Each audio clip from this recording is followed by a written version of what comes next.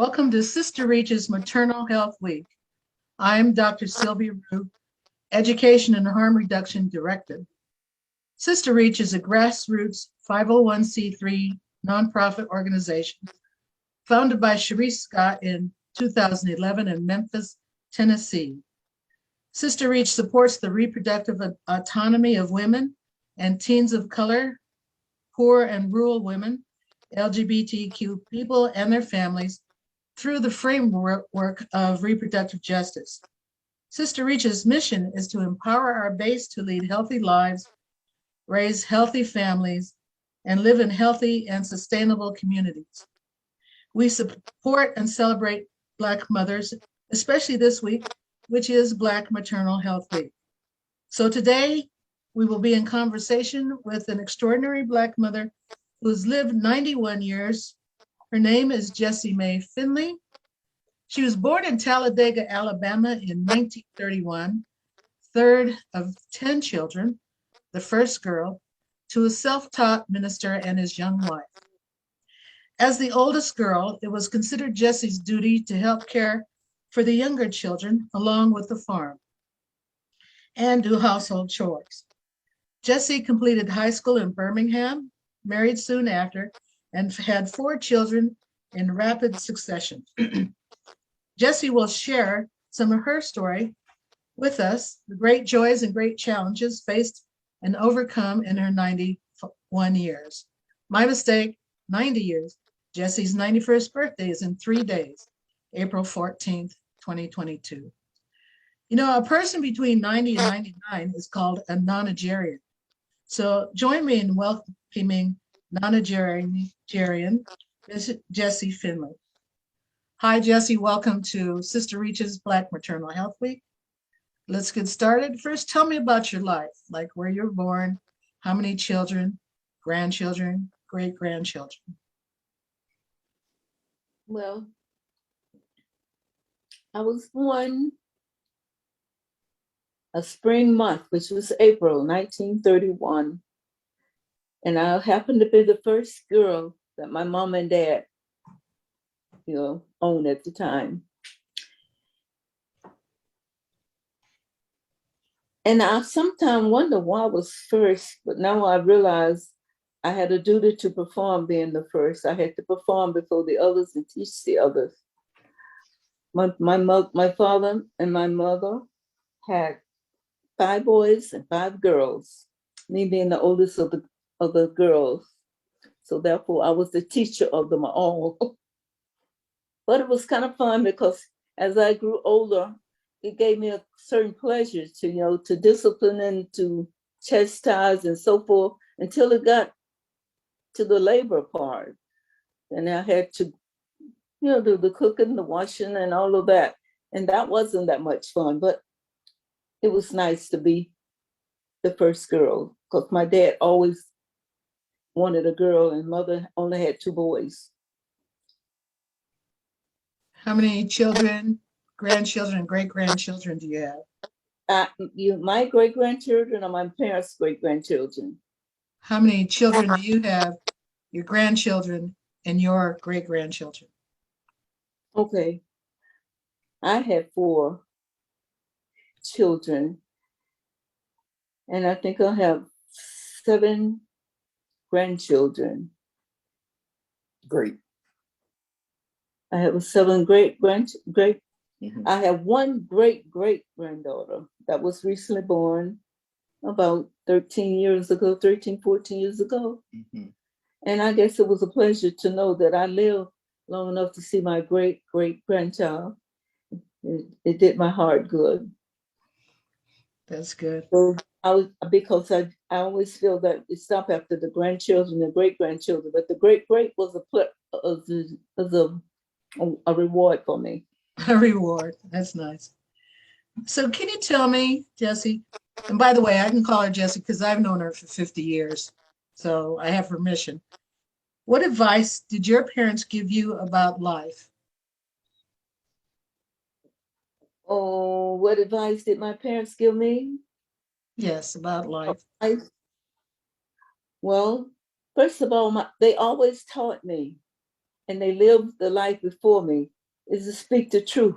And sometimes it wasn't hard to speak the truth, because if I spoke the truth, it meant trouble for me, because I would perhaps let one kid do what I didn't let the other one do. And it was, so I had that problem with that until I grew up. So usually now, at the time when Dad would ask me a question, I wouldn't answer him. And then he knew that I wouldn't want him to. So it's safe.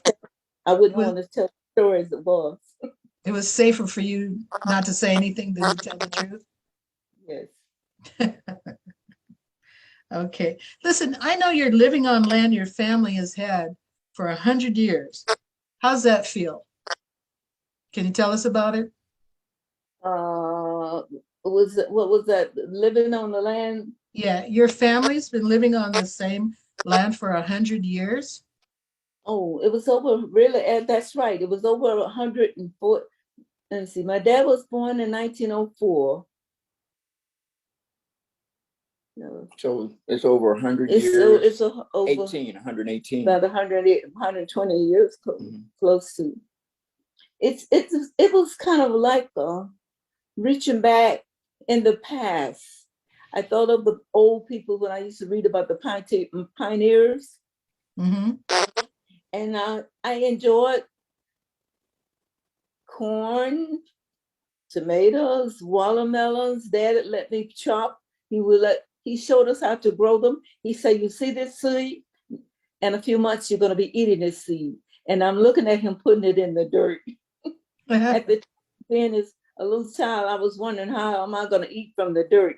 But he taught me a lot about growing herbs and vegetables and fruits, and he raised some of the biggest watermelon that you would want to see. Oh, that must be great. And so it was fun when he said, "Let's go to the field," because I'm always thinking, we're going to the watermelon field, or we're going to where we have the cantaloupe. But usually he say, "No, we put peanuts here, and you won't get those until they grow up, wither, and die, and you got to dig them out of the dirt." So that was fun. Tell about the time, Mama, tell about the time when Granddaddy saved this man from the people that were out to lynch him. Oh, yeah, but that had nothing to do with the food. It ain't about food. Okay. I mean, just that we My tell dad was stories a about farmer. being on the My land. dad was a farmer, and he began to preach at an early age, not at an old age, really, because I taught my dad how to read.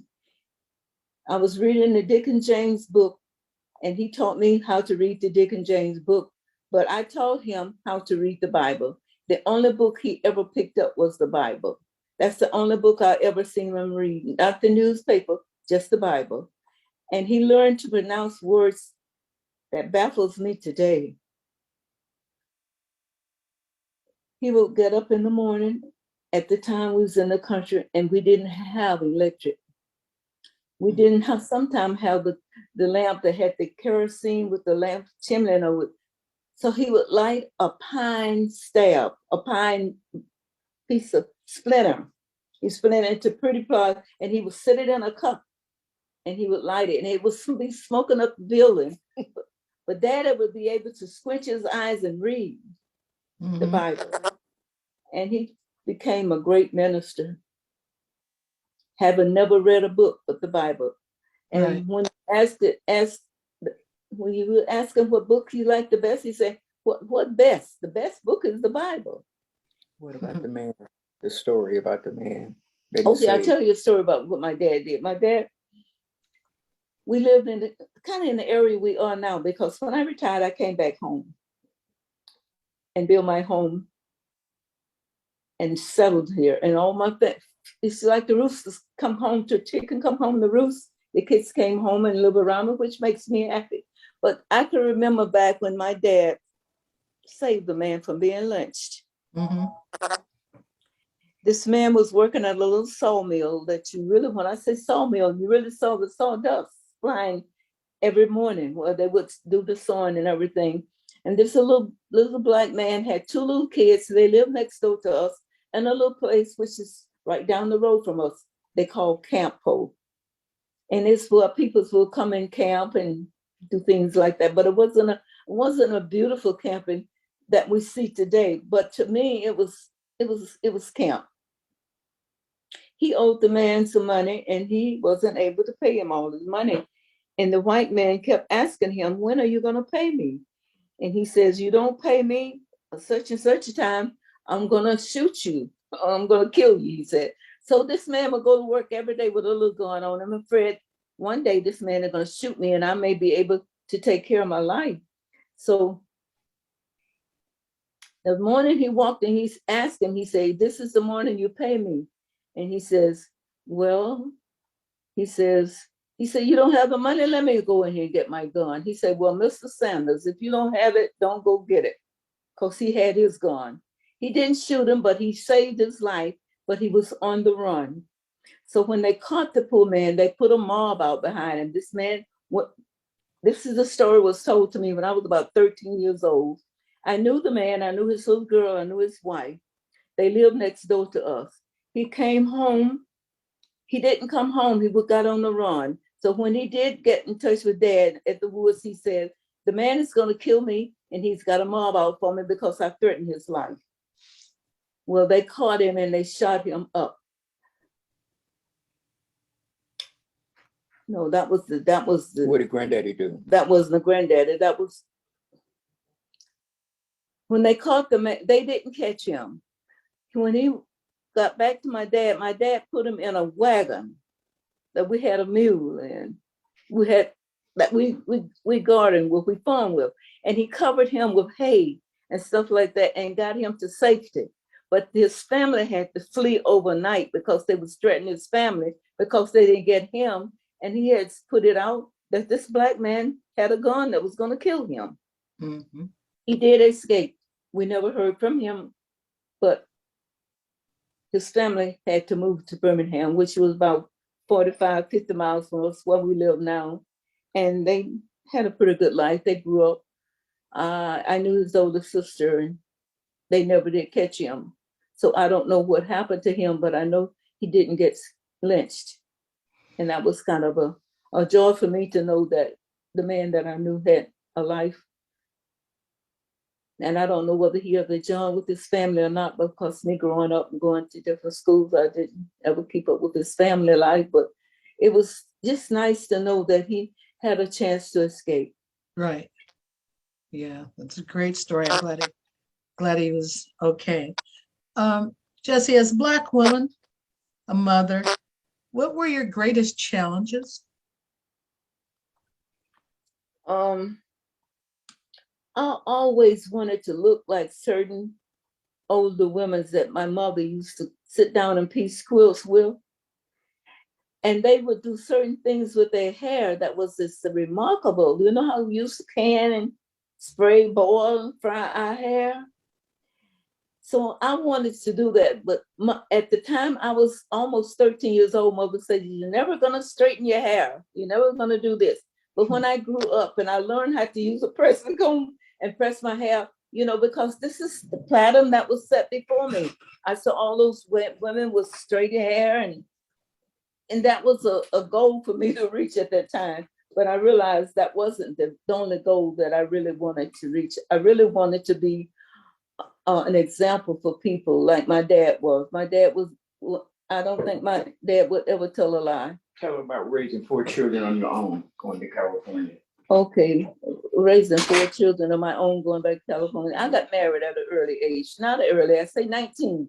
I finished high school at the age of 19. What do you do? Keep talking. I just got something out of your way. Okay, at the age of 19, I had 4 children. At the age of 23, I had 4 children. Mm-hmm. My first child was my girl. I only had 1 girl. And then every year there was a baby. And then finally,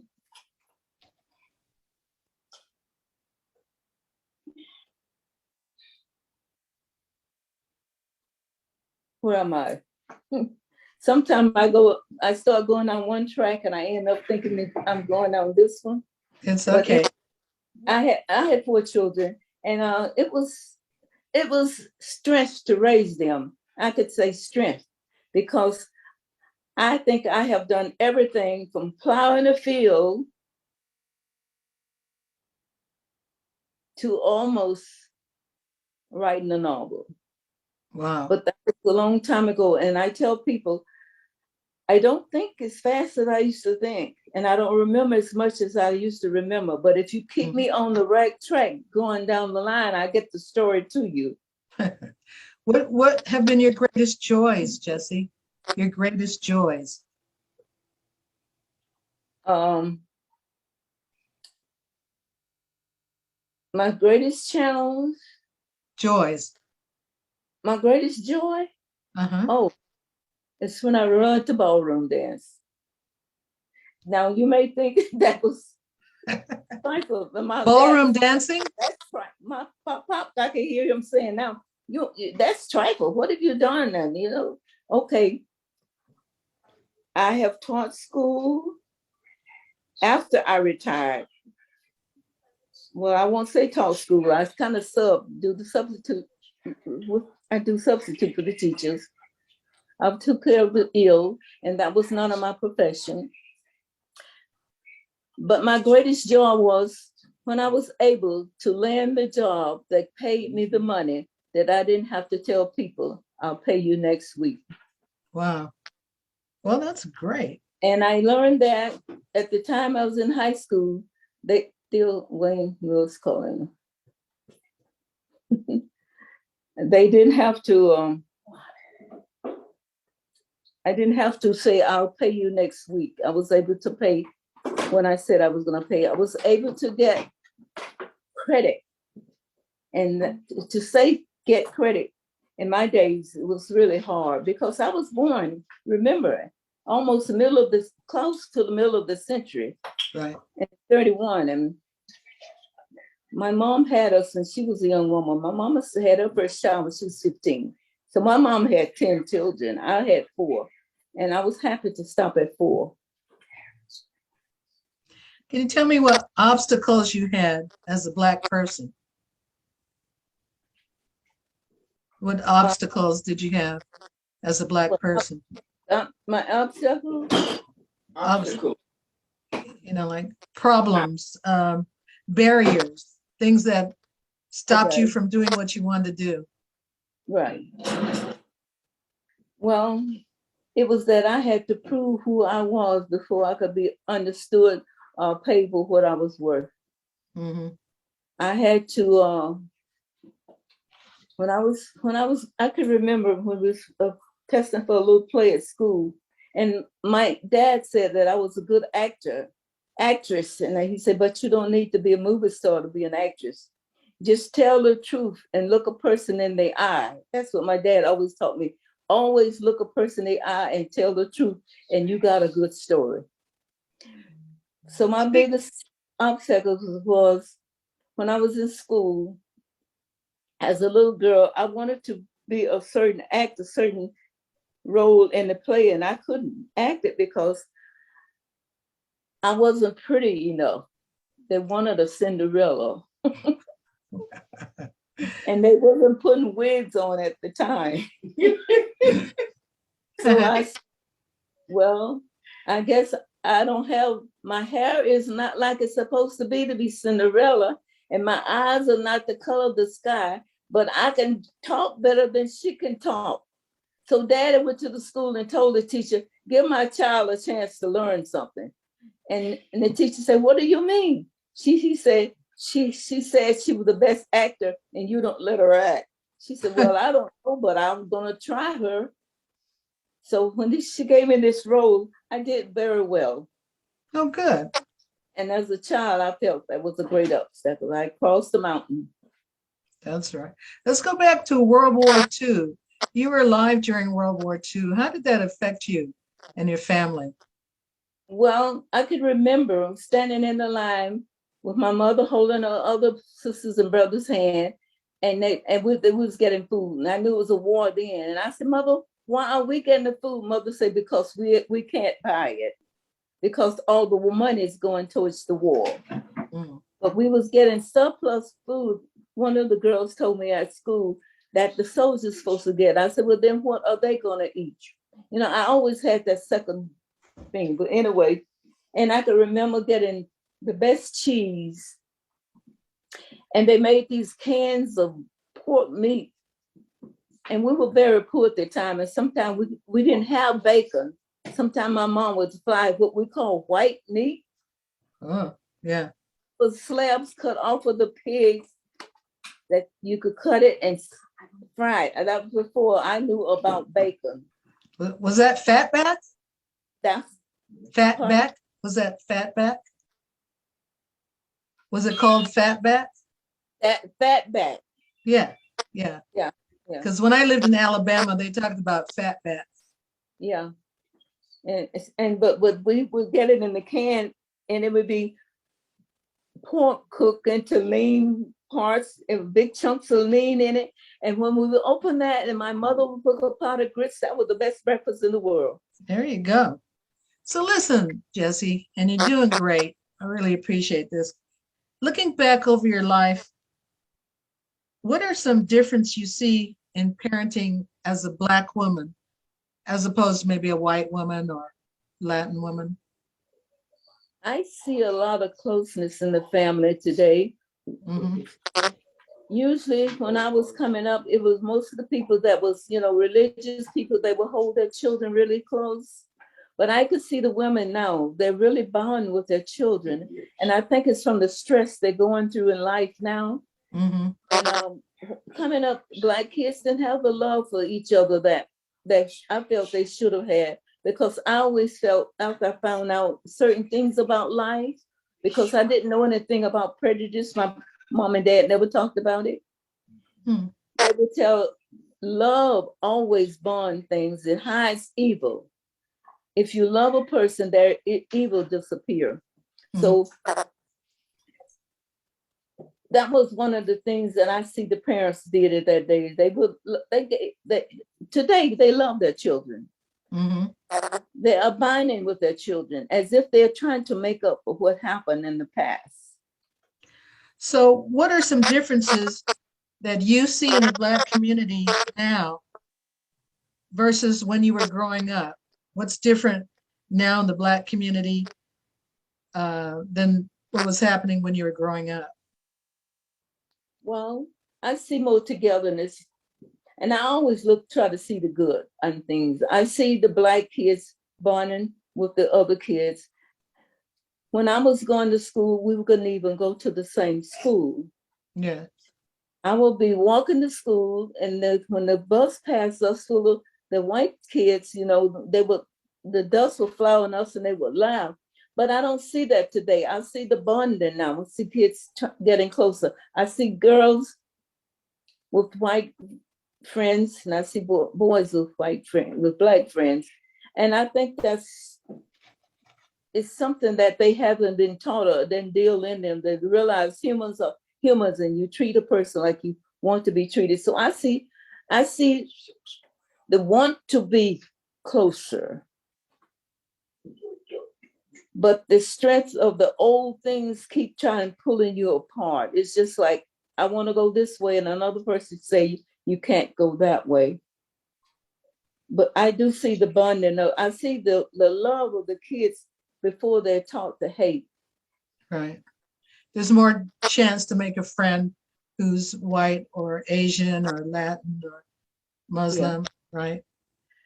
So Jesse, there's two more questions. What would you say that you know now about living a happy and successful life that you didn't know when you were 20 years old?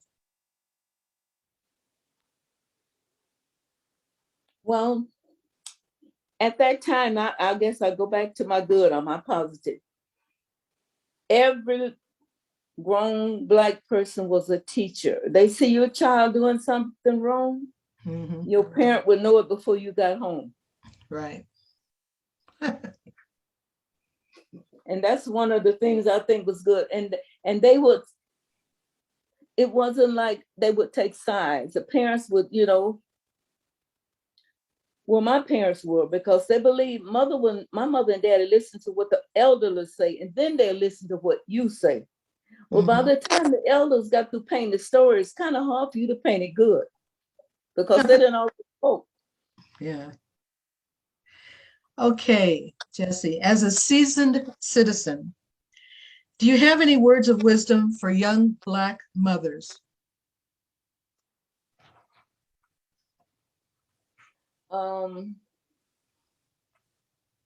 At parenting as a Black woman, as a young woman. Do you have any words of wisdom? Any words of wisdom for young Black mothers? Oh, I always try to give them the best example instead of the worst. Mm-hmm. I tell them, if you want to be loved, love somebody. If you want to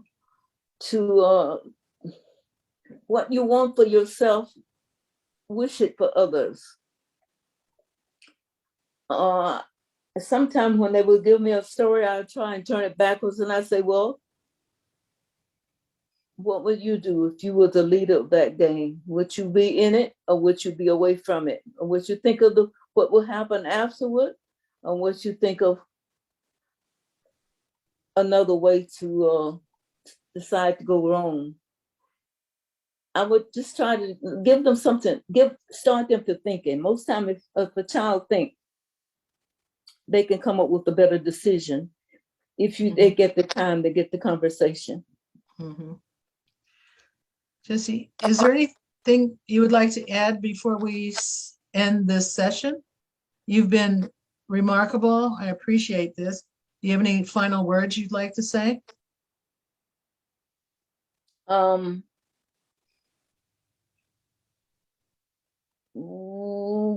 it about me again. I didn't get that. We're about to end, and you don't have to say any final words. I just want to know, was there any last thing you'd like to say before we end the session? Okay. Well, I would just like to say to everybody that everybody's we all have freedom in one way, and that's the freedom of the way we think. Mm-hmm. And so, the Bible tells us, so as a man thinketh, so is he. So if you think the best, then you want to give the best, you'll end up getting the best. Well, that's perfect final words. I really appreciate it. I'm gonna say goodbye to you. We're gonna say goodbye to the audience, and thank you again so much for contributing your wisdom, your years of knowledge and experience. So we'll say goodbye. Goodbye, and thank you. Okay, bye-bye. Bye.